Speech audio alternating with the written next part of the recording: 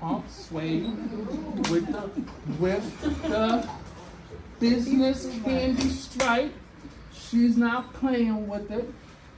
Myself, we're actually part of the Suffolk University's Black Alumni Network. She is part of my team. We do the mentoring for the students of color in the law school, business school, and the College of Arts and Science. Over the past year plus, 2 years they've had me on there. They've been wringing my neck. They've been having me come back for 3 years now. I'm about to retire. I wanted to bring her in because she works in the space of wellness, and I wanted to make sure everyone knew a little bit about what she does, her company, but also a little bit about her background and her connections to the community. So at this point, I will hand it over to Yolanda Burrell. Thank you, Hakim. Thank you. Thank you guys for having me tonight. Happy Thursday. I hope everybody's well. I see you guys getting your energy to keep you going and thinking, so that's good. I'm glad I was timed with the food.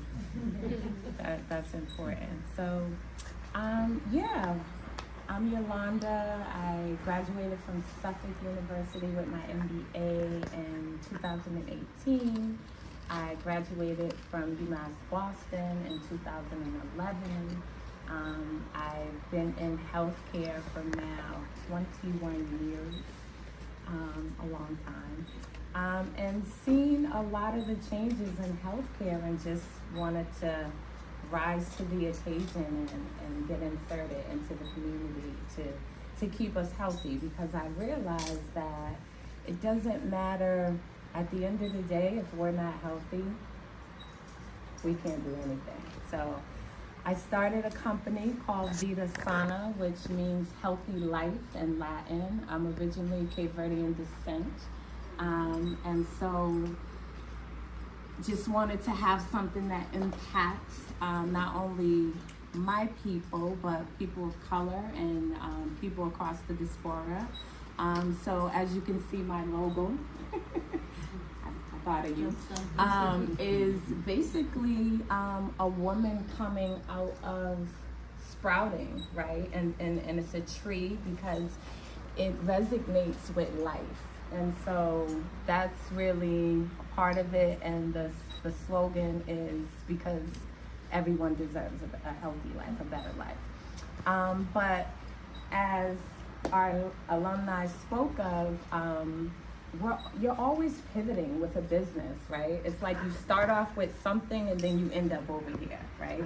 Like I intended to start off with this and then ended up over here. So originally I wanted to start off with working older people out. So people over 65 and over, 70, just being in healthcare, I started to see a lot of comorbidities and disease and just things impact, especially people of, our people of color.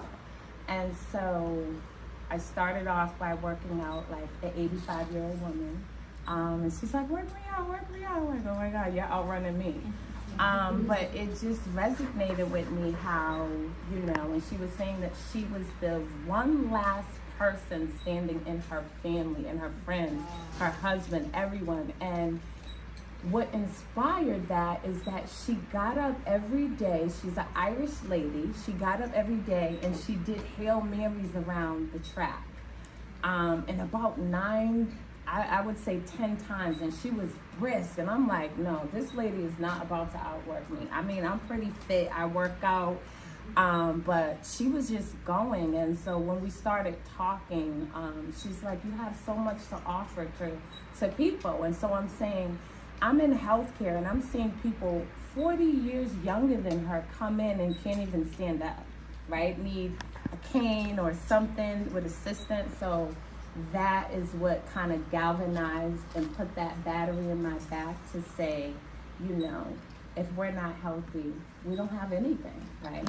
And so that's what Vida Sana, the origination of that and where it came from.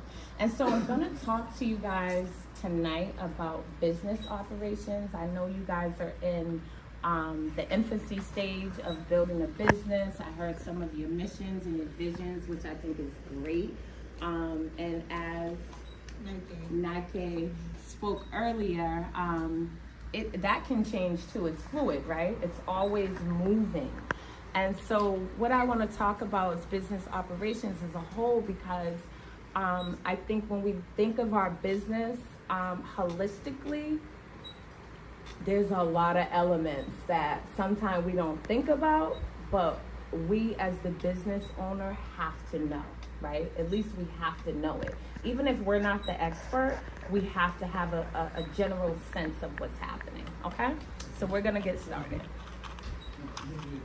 Okay, yeah. So the basics to business operations is, like, once you have your, if it's an LLC, if it's a C Corp, a S Corp, whatever your structure is, you need to think about the physical operations of your business, right?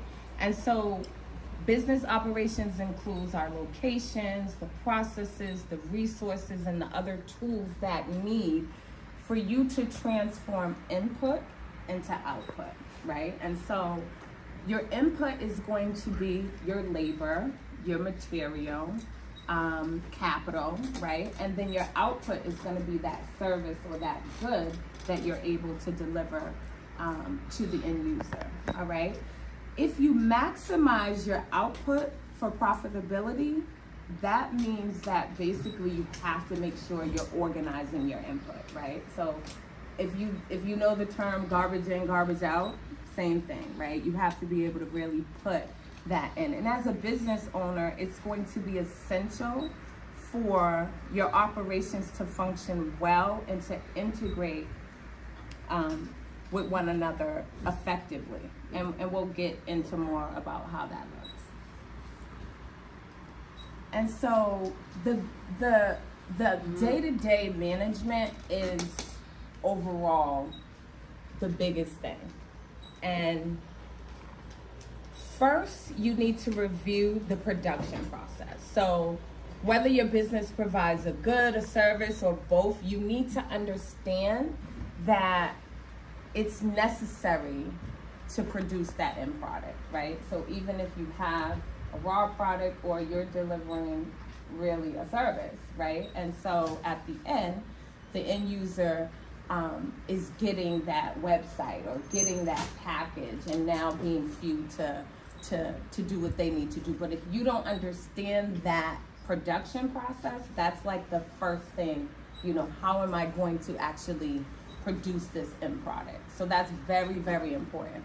The second thing I would say is to review the production standards, which is consider the type of production involved in your service. Is it one person? Does it rely on one person? Do you rely on two people? Or is the product, how are you going to get the product from this phase to the next phase, right? How are you going to actually lift that product or service up into the production phase? And then the third phase would be the fulfillment process. So what is your process to make sure that you get this quality product or service to your end user in a timely fashion, right? So how are you going to fulfill that, like your orders, right? As Neke, I'm going to get it right, I swear. Neke alluded to earlier, she started off for free and then more people started coming. So then in her mind, she has to think, how am I going to fulfill this demand, right? Because now the demand is there, so how is she going to actually supply that? And so the fourth thing would be, which is very, very important, I tell a lot of my mentees, inventory management, right? This process allows inventory to exist, and then really gives you the tools and the equipment to provide what you need when you need it without enormous stress to your capital, right? So inventory exists to improve the level of service provided by the business. And then the fifth thing would be billing and collections. billing is a process of invoicing in customer goods and services. That's probably better, yeah. Customer goods and services, and collecting overdue payments. Now, if you are afraid of asking for money, you don't need to be in this room right now, because you need to be able to have your value proposition and be able to receive revenue from your service or your product, okay? And then, as we've seen, you can start from $10 and all the way up to $1,000, but it's because she knows that her value proposition is worth that, right? You did your research and seen what else was out there. And so it's very important to be effective, to make sure that you are invoicing and that you're collecting. There's a thing called net 30, net 60 that you're gonna hear a lot about. And what that means is that whoever owes you has 30 days to pay you or 60 days to pay you before you start adding on fees and things of that nature, okay? So talk a little bit about how the net 30, and also how sometimes if an individual pays early, they get a kickback rebate of maybe 5-7%. Yes. If they pay promptly, either before time or on time, there's like a 5 or 10. So talk a little bit about that, incentivizing any client or customer to say, hey, if you pay early, you get 5% off, 7% Yes. off your bill. Yes, good point. As we know, it's a psychology, right? And so we want to make sure we're closing the deal or selling the product. At the end of the day, that's what we want to make sure that we're doing. And so to incentivize your customer or your end user, yes, you're going to have your terms and conditions, which are going to be mainly in writing of the 30, but that incentive, if they pay at 15 days, so there's something called a net 15 that allows you to get a discount, or like Hakim said, a rebate, or maybe a kickback if you refer, something of that nature. But it is something to kind of incentivize the customer that if you pay early, you're gonna get a discount, and most of them like that. But again, I want to emphasize that your billing and collection process has to be efficient. Do you have any suggestions for streamlining or systems that you can put in place? Like, working with higher ed institutions for me has been a thorn in my side. And like, I could charge them 10 racks, but the amount of time it takes for them to pay me out is generally where it gets hairy for me. And I'm trying to figure out as we speak how to handle that. Outside of requiring a deposit, you still will get some pushback from certain spaces. Real life story, somebody told me last week they held the invoice because they thought there was an extra 0 on it. And we had to have a conversation about ethics and so forth and how you approach small businesses, because it gets extremely hairy with accounts payable in certain industries. Yes, that's a good point. I would say, are you dealing directly with their finance department? I'm learning to. Okay. So you want to talk to the people who write the checks. You always want to make those connections and those relationships to either whoever the CFO is, whoever the accountant is, of that vendor that you're going to start doing that relationship with. So that's like a first touch point outside of whoever's supposed to. Yes, exactly. If it is, let's just say it's, I don't know, the director of events, right? And that's your connection in that actual company. You want to then ask for the finance people. You always want to ask for who's holding the purse, always, because they need to be in the room and they need to know what your terms are, what your obligation is, what, the service or whatever that you're going to provide for them, the service or product. But they need to know so that you're aware, because when you have too many middle people who are interpreting or communicating and they don't really have, they may have influence, but they don't have authority to sign anything, it's kind of like a waste of your time. And it will get you frustrated. Yeah. Rightfully so. I do. I've given them contracts. I've done MOUs. And like this, I think this is what I needed to hear today. Is You like need the finance person. cut out just trusting the coordinator or whatever. Yes, Or, that's where it lies. So I'm glad, yeah. Cut out the middleman and get to the Right person to the that cuts purse, checks. right. And Yeah, get to so the I purse. work in healthcare. I actually work in a hospital, and as we continue to, I'm always like, is finance at the table? Because it doesn't make sense for us to be repetitive in this meeting if they're not at the table. So make sure someone from finance department is there. I have a question. Oh, yes. So something that's been coming up is I, business up in this space with, at airlines. Some folks feel like for small businesses that are really dependent on getting paid, like we should be paid at the day of service, instead of waiting that net 30. What is your thoughts on that?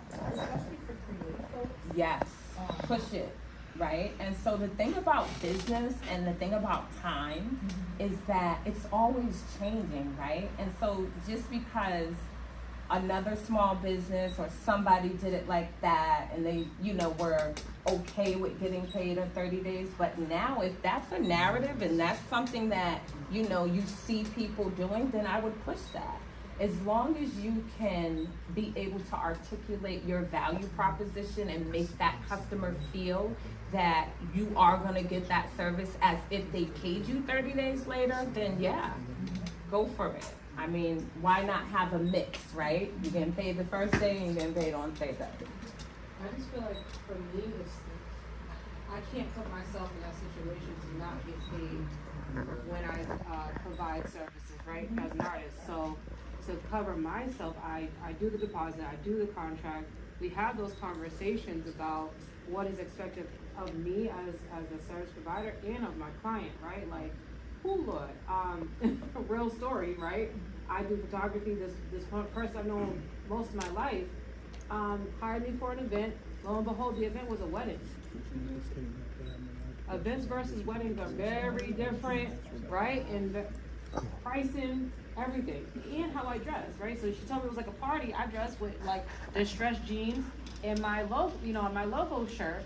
And I got that. I was super embarrassed, right? Because I'm not presentable. I'm not presenting my brand the way that I want to at a wedding, right? She said it was a party. She walks in a wedding dress. I'm like, That's crazy. and I'm gonna keep it a buck. I was so angry with her. I will never work with her again. I provided her the service I said I would provide, right? I was so professional. But if she ever called me again, I'd be like, ooh, I'm gonna refer you somewhere else. And then that person I refer them to, bam. Watch out, because, ask the question. So for me, it was about, hey, I trust this person too much because of a surface level relationship, right? And because of that trust, I lost out on thousands of dollars. Right? She had the contract, she did the deposit. When I tell you, she slipped through in the wedding, I was like, ow! You played me 3 times from Sunday. This is crazy. So definitely make sure I need my money, my Skrilla, and I need the details, right? So I'll have multiple conversations via email or, in person, whatever they prefer. But we're going to make sure we know exactly what we're expecting and exactly what I'm providing. Do you mind if we save questions to the end? Also, it's a good measure to write things down. It helps you retain and it also helps you manifest. So if you can write it down, then that means it will let you know if the question's even valuable enough if she hasn't gone through the discussion. So for everybody's time. Thank you. Thank you. All right. So in summary, a business, no matter how simple or complicated, has interrelated functions. So as we know, it's just think of it as always churning. Just think of that hamster on the wheel. It's always moving. Business operations, it's the main thing about business operations is the stability of your business. How stable is it, right? And even though you may not have a separate department or separate employees of each of these operational areas, the functions still exist and they're constantly interacting with one another, and sometimes ways that are not immediately obvious. And so there should be an established benchmark to assess all these activities and all of the business measures and operations on a regular basis. So it's really like keeping your finger on the pulse, so that you know what's going on as an owner.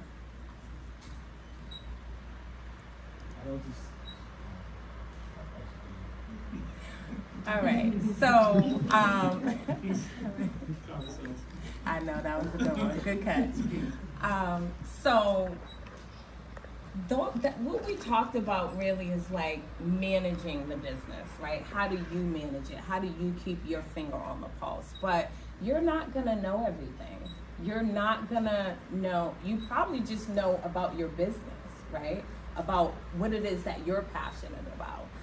But when considering professional business assistants, you have to identify key operational functions that you will need for your business, like a website, like a logo, right? Like the package, like a host, right? Some people think, oh, I'm just gonna go to a website. Who's gonna host you, right? Who's gonna watch your traffic and your insights, those kind of things. So it's important to identify those key operational functions. And do you need help with accounting and bookkeeping? Yes, you do. Don't let anyone tell you you don't. I don't care how good you are at math, you need an accountant and bookkeeping. Even if you get QuickBooks, right? Mm-hmm. It's a computer system that can do that for you, but you need that system because that is really that's gonna be the impetus of how your business sustains itself. And so the decision may be to contract with a company rather than an individual. Either way, treat these contractual agreements just as you would as hiring employees. You're gonna interview candidates, you're gonna ask questions, you're gonna discuss fees and that. You're gonna discuss your services. You're gonna consider giving them small assignments so you can see like what's their work about, right? And then before you engage in this long-term commitment and this long-term relationship, because even though you may think that this is a customer, something that they call in business is customer lifetime value, right? And to have someone walk in your door for 30 years, 20 years, even in a legacy business, right? There's people who right now go to certain businesses because their grandfather or their grandmother went to that business or their mother went to that business. That's what you call a legacy business, but that's a lifetime customer. So you want to make sure that before you dive into that, where you are going to have this bi-directional of you giving a product or a service and then actually paying for that service, make sure that you interview them, right? Just as well as they're interviewing you, you interview them as well. When identifying the right combination of service, don't let price be the only factor in your decision, right? You may get to someone who you really like, someone gave you a referral, or you seen their work on Instagram, or you went to some of their events, right? Or you've seen their product, you wore it, something of that nature. And it has a high price. Don't let that deter you, right? Because high prices are not always a guarantee of better service. Some people overprice just because they do. And then lower prices do not always mean that it's a lower service either, right? Some people are exploring, they're experimenting. Doesn't mean that it's not quality and it's not good. It's just that they haven't really went through that mechanism of price pointing to know that their logo and their package is going to be $1,000. But as she stated, it didn't start like that. So those two things are not indicative of value. And experience and expertise is usually a very good winning combination. Someone who has a little experience, they have that expertise, that's usually a great combination for if you're gonna need some professional business assistance. A rule of thumb in business world is 3 quotes, right? Everything you do in life is 3 quotes. You hear some people say, I'm gonna go for a second opinion, do that. And you're not doing it to You can. But you're not doing it to kind of, you know, point one under the other, but it allows you to see the variation in the industry that you're actually needing that business assistant from. So if you need an attorney, get 3 quotes. You need a bookkeeper, get 3 quotes. Just because you want to be able to have that, like, oh, okay, this one's charging this one's charging that, or they're all the same, right? But again, it's going to give you information, which is going to be really valuable in helping you navigate your business. And so the last thing, but the most important, that I want to talk about is how your business is on paper, right? And so we all have these visions and, you know, we're working hard, but if it doesn't translate to really the paper, it's not going to help you propel to get you to sustain or scale your business, right? So it's one thing to start it, and it usually takes about 0 months to 36 months to really level set your business. So 3 years is like the point, right? You're gonna have to put in that work, put in that sweat equity for at least 3 years before you start to see it level. But in that, while you're seeing that, it's important for you to understand that if you can't prove on paper, you're not going to be able to scale. And scaling is very important because scaling allows you to go into the different phases of business, right? And at the end, some big businesses, they're exiting, right? So they built this business up, they got it to an operating budget and a revenue of, let's just say, for simplicity, $1 million, right? And then they exit. And then the next buyer takes this business and now grows it to $2.7 million, right? This is what happens in business all the time. And so it's important for you to know what your profit and loss is, right? What's your income statement? Your income statement tracks your income over time, and it calculates your net income. It tells you if your business is profitable or not, right? Because some of us are in business, but I'm going to tell you, if your business doesn't make money, it's a hobby, right? It's not, you don't have money coming in where you can now have a income statement. It's a hobby. You can start off for free, but freemiums don't last for long, right? You can give them that freemium price for about 30 days, 45, and then you have to put a price on it. You know why? People don't value, as we see, low cost, right? They're gonna think, oh, if you're giving it for free, oh, it's nothing. And then there's studies, there's data. It shows that when you give free events, free anything, people are like, oh, I don't come. But if you put a price on it, people are more inclined. So always know that as well. And again, the income statement is going to really be able to tell the profitability of your business. The balance sheet. The balance sheet is very important because it represents a picture of your financial condition of your business as of any given date. So I can look on my balance sheet and see January, what was the condition of my business? Was I in debt? Was I up? Was I negative? Was I not? And then I can also look in November of that, following 11 months. And it's gonna tell you how much your business is really worth, right? That's gonna give you that financial condition of your business. What is important for everyone in this room, because we're all just starting, and I include myself because my business is 2018, then you take COVID year. So I'm level setting now, getting my business credit, getting my, being able to go into the bank and say, I want this. But that takes time. And so cash flow is important. This is the most important thing. If you don't get anything from this presentation, you have to get cash flow. Because if not, your business will just dissolve. You can't sustain it. And I mean, we've all seen with, restaurants or places in Boston after COVID, they just couldn't sustain it, right? And it's because of cash flow.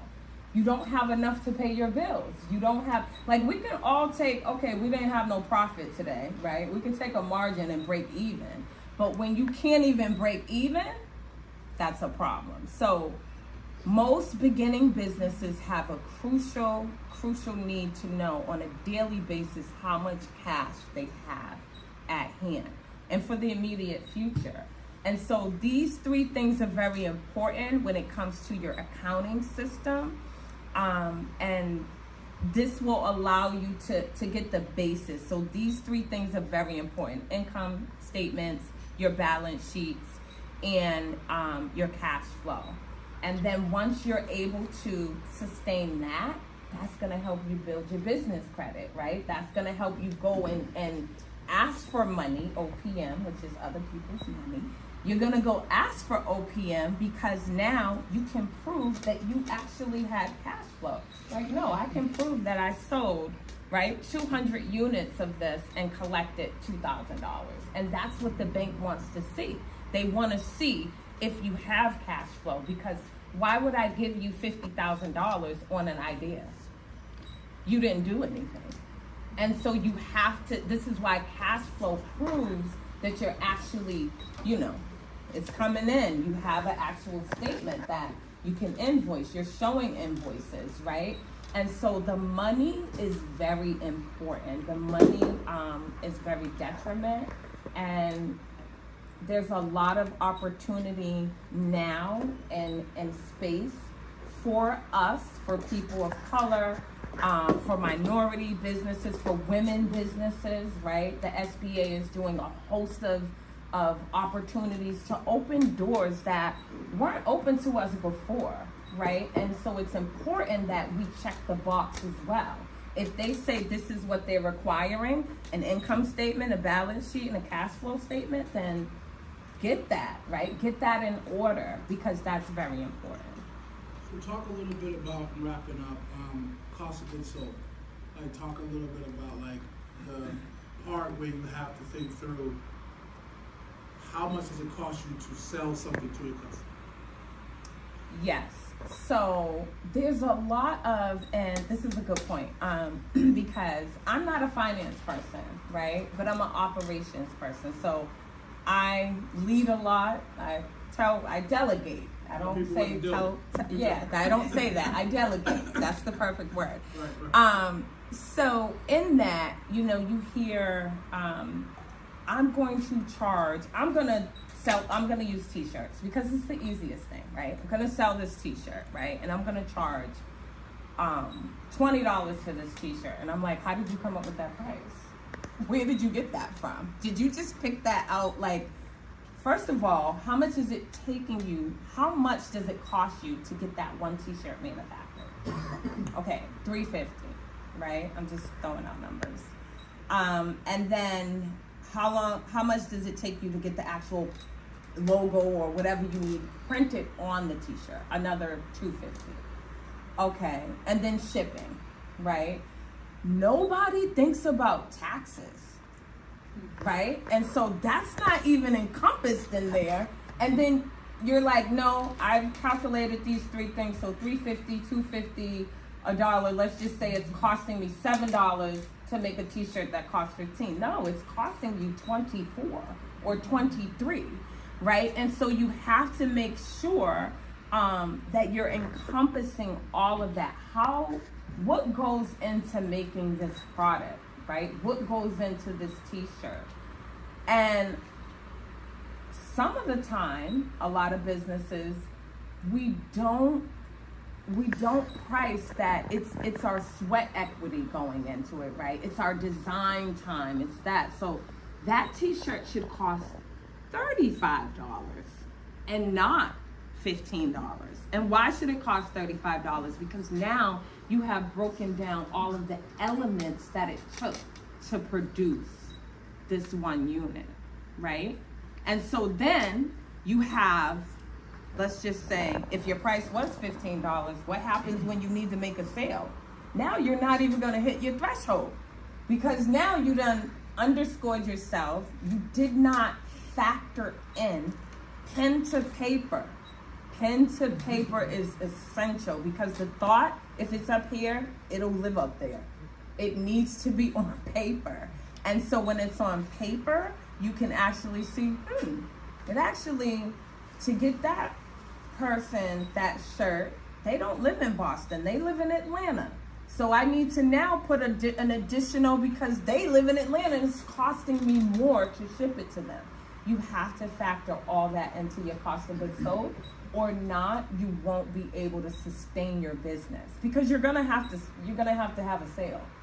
Sometimes you're stuck with inventory, sometimes things aren't moving, you have to galvanize people, you have to 20% off, 15% off. So you already now are not at that $15 t-shirt. Now you're at 10 or 2 for 10, or what happens when somebody comes and say, I wanna buy 100, I wanna buy 50, right? And then of course they're gonna come and say, I'm not paying $15 for your shirt. They're gonna try to hustle you too.